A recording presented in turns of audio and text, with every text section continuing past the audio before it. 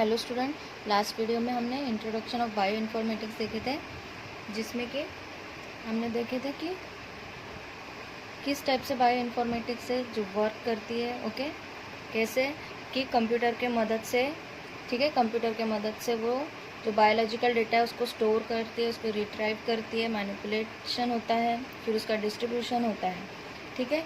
जो biological curies है वो सब ये बायो इन्फॉर्मेटिक्स में सॉल्व की जाती है।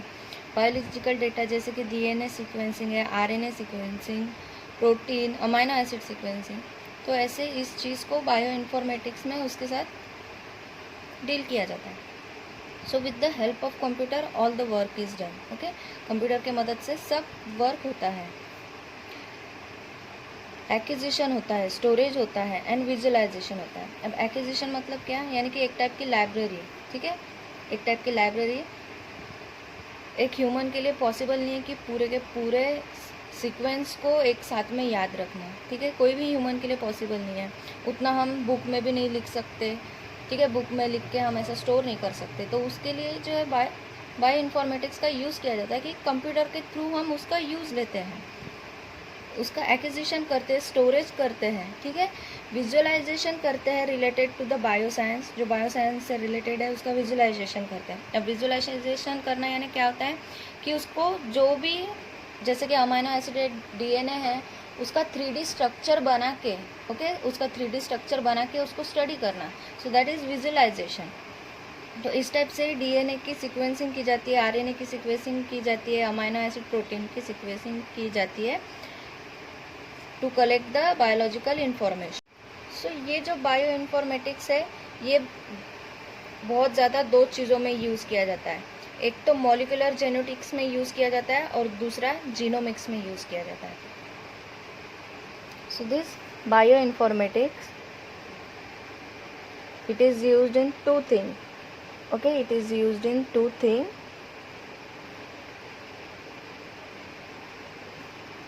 First one is the molecular genetics और दूसरा इसका वर्क है जो यूज़ किया जाता है वो है इन द मॉलिक्यूलर जीनोमिक। तो ये दो फील्ड में ज़्यादातर बायो इन्फॉर्मेटिक्स का यूज़ किया जाता है। जो सबसे पहले बायो इन्फॉर्मेटिक्स जब स्टार्ट हुआ था तब ये कुछ अलग ही फील्ड में काम करता था। मैंने आपको एप्लीकेशन में भी बताया था कि ये इवोल्यूशनरी और फाइलोजेनेटिक स्टडी में हेल्प करता है बायो इन्फॉर्मेटिक्स। तो जब सबसे पहले जब ये बायो इन्फॉर्मेटिक्स स्टार्ट की गई थी तो ये this was used in the molecular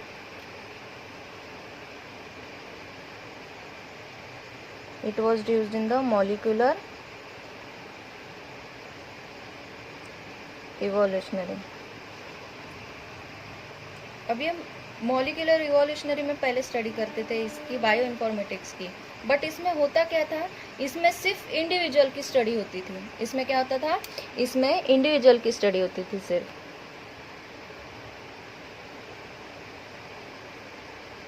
so individual की स्टडी करने के वजह से फिर इसको और स्टडी किया गया और इसको फिर मॉलिक्यूलर जेनेटिक्स में और मॉलिक्यूलर जीनोमिक्स में, ये दोनों फील्ड में इसको यूज़ किया गया।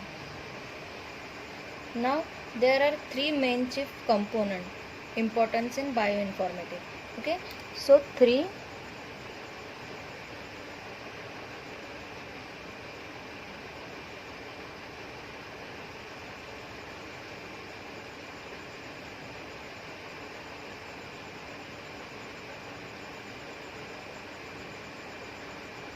जो कि बहुत ज़्यादा इम्पोर्टेंट है इन द बायो इन्फॉर्मेटिक्स। सो पहला कंपोनेंट है कि the development of new algorithm and statistic, the development of new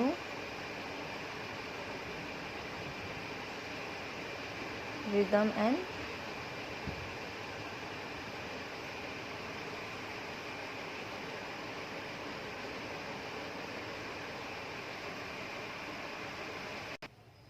इसमें मेनली होता क्या है कि जैसे कि हम क्या कर सकते हैं कि जो एल्गोरिदम है और स्टैटिस्टिक है उसके थ्रू इंफॉर्मेशन कलेक्ट करके ओके उसके थ्रू इंफॉर्मेशन कलेक्ट करके relation among the large biological data हम निकाल सकते हैं।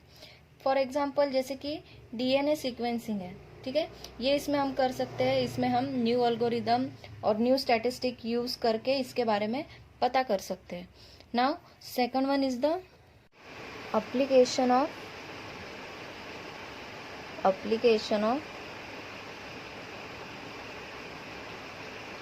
these tools for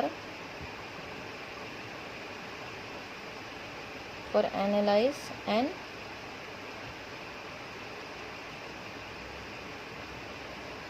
interpretation। Okay इसकी सेकंड एप्लीकेशन क्या है कि application for of this tool for analysing and interpretation. अब जो कोई भी हम डेटा निकाल रहे हैं, ठीक है, उसको टूल की मदद से उसको एनालाइज करना और उसको इंटरप्रिटेशन करना for the various biological data. अब जैसे कि इसमें हम एग्जांपल ले सकते हैं कि न्यूक्लिक एसिड सीक्वेंस का और अमाइनो एसिड सीक्वेंस का, ठीक है, इसके बायोलॉजिकल डेटा को एनालाइज करना, इंटरप्रिटेशन करना with the help of the tools. ये इसका सेकंड मेन कंपोनेंट है। Now the third main component is the development of database for the efficient storage. The development of database for an efficient storage, access and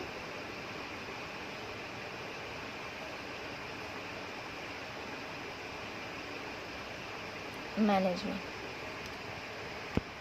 सो इसकी third application क्या कहती है कि इसके database को इतना एफिशिएंट करना कि उसमें स्टोरेज, एक्सेस और मैनेजमेंट हो सके of the large body of the various biological information, ठीक है, इसको डेवलप करना, ये इसका थर्ड चीफ कंपोनेंट कहते हैं। Now moving on to the history, हम इसमें देखेंगे कि किस टाइप से बायो इन्फॉर्मेटिक्स डिफरेंट जो रिसर्च फाउंडेशन है उन्होंने किस टाइप से इसके ऊपर रिसर्च किया है।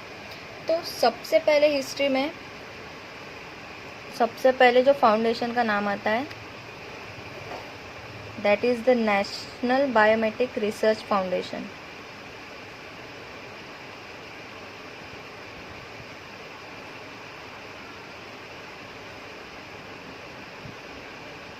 National Biometric Research Foundation। सो ये फाउंडेशन ने क्या किया, इन्होंने कंपल्सिव कलेक्शन किया। ओके इन्होंने ये फाउंडेशन ने क्या किया, इन्होंने कंपल्सिव कलेक्शन किया, ठीक है।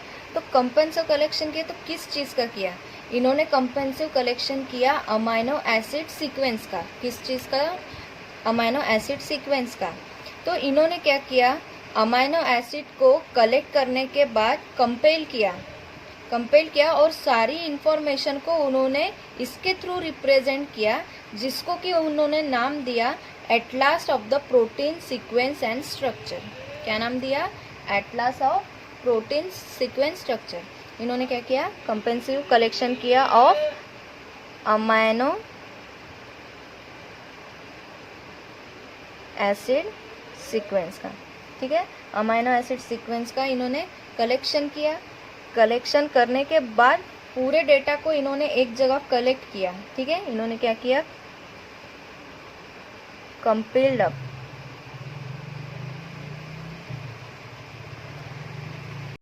और इन सारी इंफॉर्मेशन को कंपाइल करने के बाद उन्होंने इसको कैसे रिप्रेजेंट किया, एज अ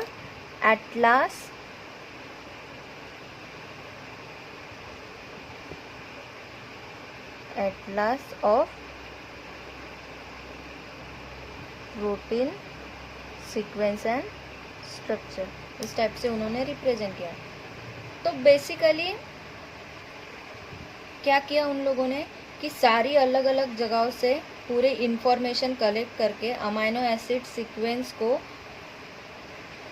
और उनकी इंफॉर्मेशन को, पूरी इंफॉर्मेशन को उन्होंने नाम दिया as a atlas of a protein sequence, जिसमें कि पूरे प्रोटीन सीक्वेंस के बारे में जानकारी थी। नाउ नेक्स्ट इज द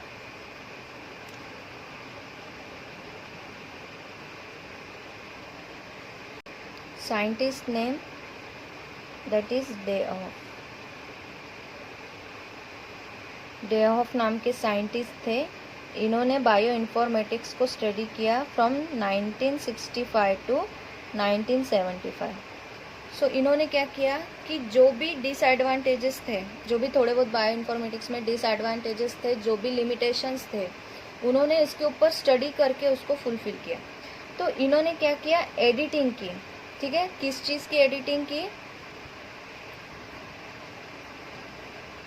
जो ये NBRF ने जो Atlas of protein sequence and structure था, इसको इन्होंने और ज़्यादा स्टडी किया, उसको कलेक्ट किया। ठीक है, इंफॉर्मेशन को कलेक्ट किया, अमाइनो एसिड सीक्वेंस की एडिटिंग की।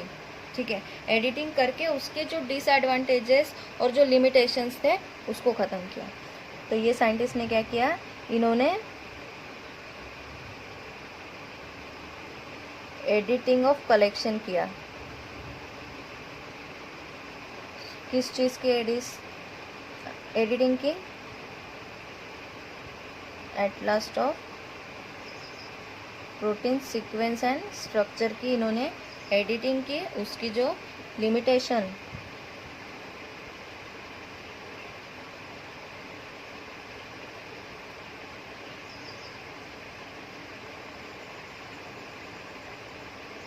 जो डिसएडवांटेजेस और जो लिमिटेशन थे, उसको उन्होंने निकाल दिया पूरी तरीके से अमाइनो एसिड सीक्वेंस को। ओके, अमाइनो एसिड सीक्वेंस को उन्होंने एडिटिंग किया। Now this scientist day of and his co-worker, उन्होंने क्या किया,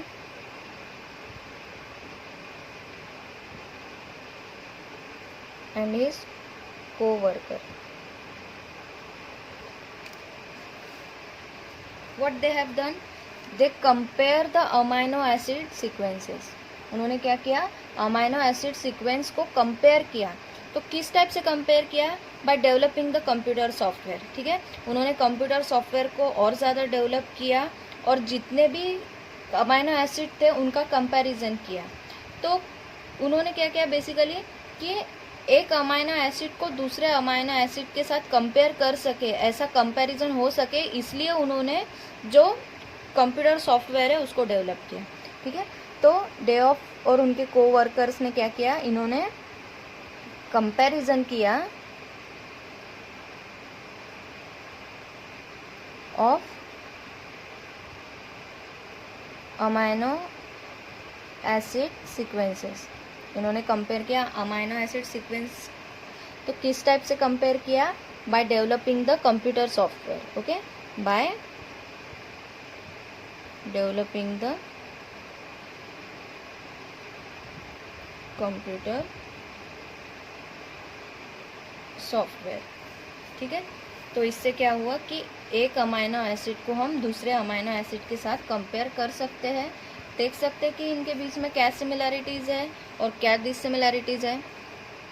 और कंप्यूटर सॉफ्टवेयर के साथ साथ उन्होंने क्या किया, also for deleting the distantly related sequences, जो डिस्टेंटली उन्होंने इसके ऊपर भी वर्क किया।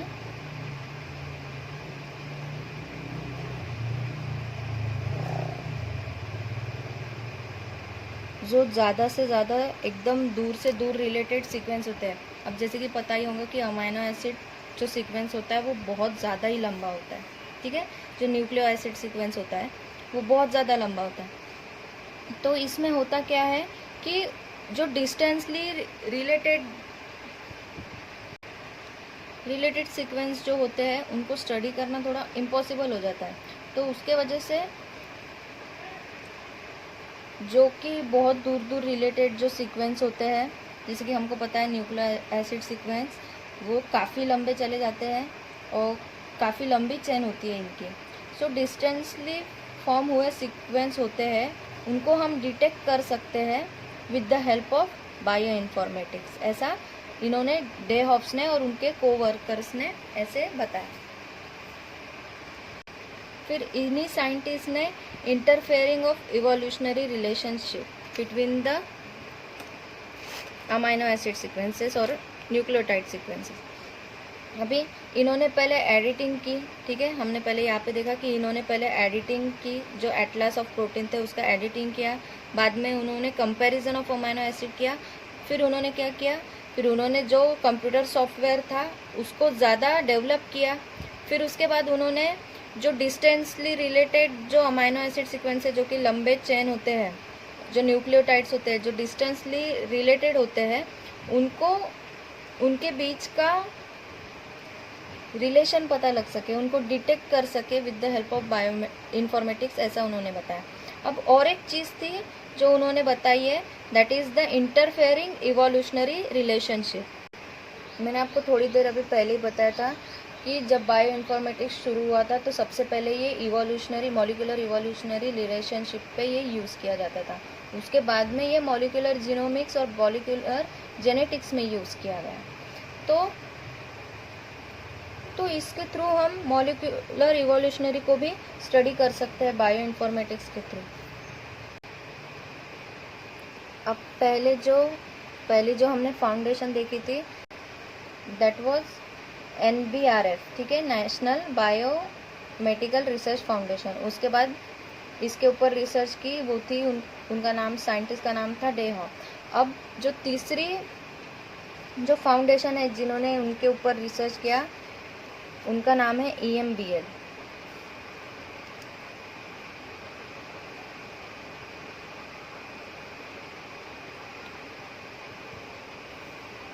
This was the European company, okay, ये एक यूरोपियन कंपनी थी, इसलिए यूरोपियन मॉलिक्यूलर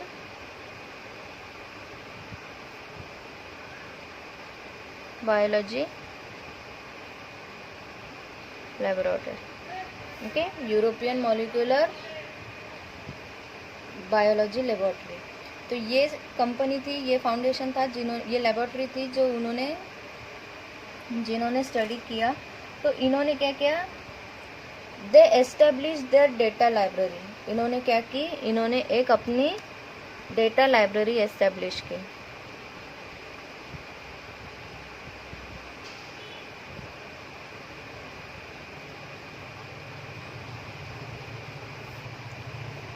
तो इन्होंने ये लाइब्रेरी कब एस्टेब्लिश की, इन 1980s में, ठीक है, इन्होंने इनकी लाइब्रेरी एस्टेब्लिश की। तो इसमें इन्होंने क्या किया था, ये लाइब्रेरी का मेन काम क्या था, इन्होंने जो डेटा सीक्वेंस था उसको कलेक्ट किया,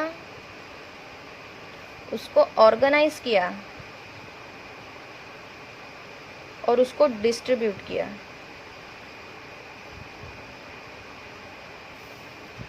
किसको, न्यूक्लियो एसिड सीक्वेंस डेटा को और उसके रिलेटेड इंफॉर्मेशन को, ठीक है, क्या किया, कलेक्ट किया, ऑर्गेनाइज किया and they distributed.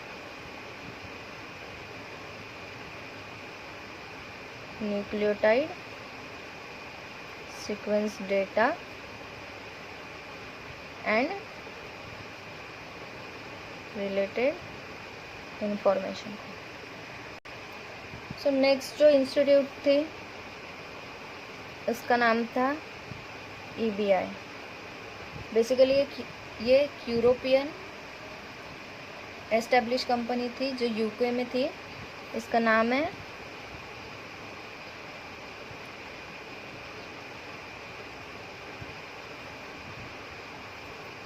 European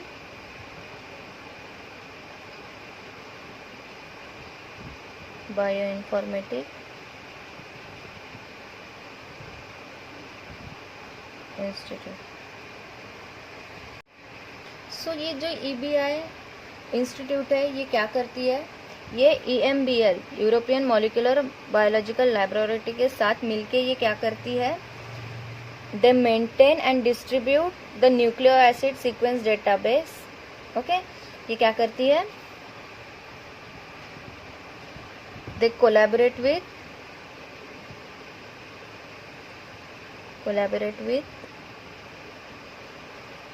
EMBL, ठीक है, EMBL के साथ ये कोलैबोरेट करके क्या करती है, maintain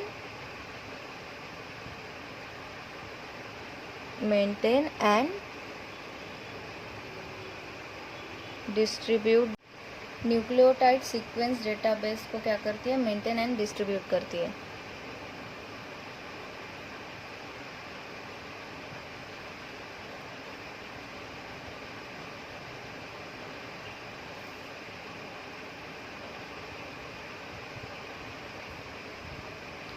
And also maintain the European primary nucleotide sequence data source, okay, and also maintain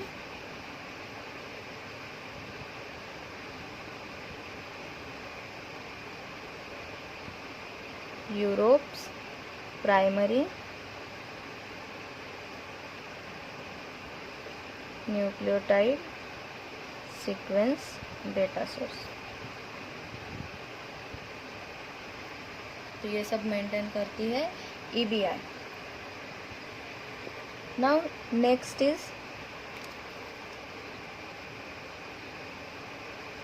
NCBI, national centre for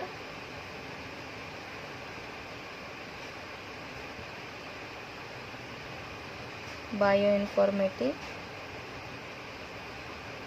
information. तो ये एक नेशनल रिसर्च सेंटर है। तो इन्होंने अपना वर्क कब स्टार्ट किया, इन्होंने वर्क स्टार्ट किया इन अर्ली 90s में इन्होंने अपना वर्क स्टार्ट किया। सो दिस कंपनी और this national centre was established in USA, okay, this was established in USA। तो NCBI का मेन फंक्शन क्या था कि जो प्राइमरी इंफॉर्मेशन डेटा बैंक है उसको प्रोवाइड करना और उसके इंफॉर्मेशन को तैयार करना, ठीक है। इसका क्या वर्क था NCBC का कि जो प्राइमरी इंफॉर्मेशन है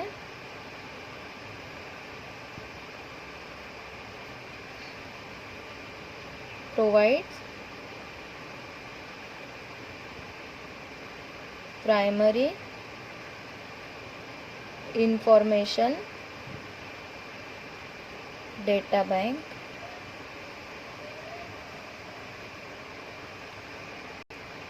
और उसकी इंफॉर्मेशन को कलेक्ट करना,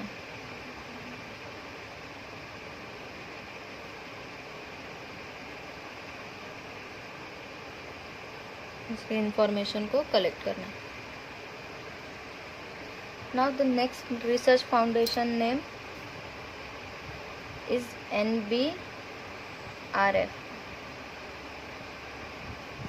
that is National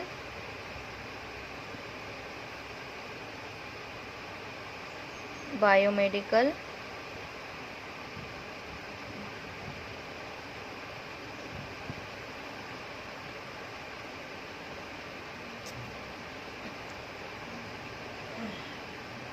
Research foundation. अब इन्होंने एस्टैब्लिश की PIR, okay, protein information resource in 1984, okay. So they establish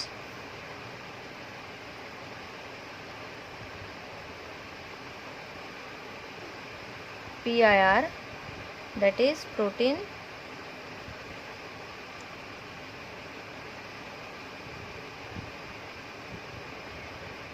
information resource in 1984 में। and they also help in identification and interpretation, जिसको सेव करके प्रोटीन सीक्वेंस को study किया जा सकता है। तो क्या करती थी, help in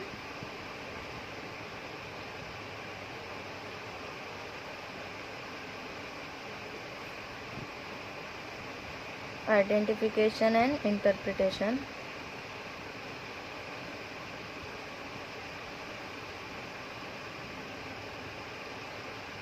of protein sequences.